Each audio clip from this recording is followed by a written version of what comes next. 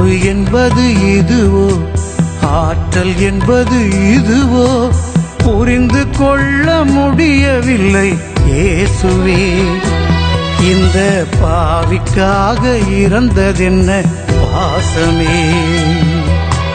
இயேசுவே இயேசுவே என்னை மன்னியும், மாசில்லாத நேசமே என்னை ஏற்றிடும்.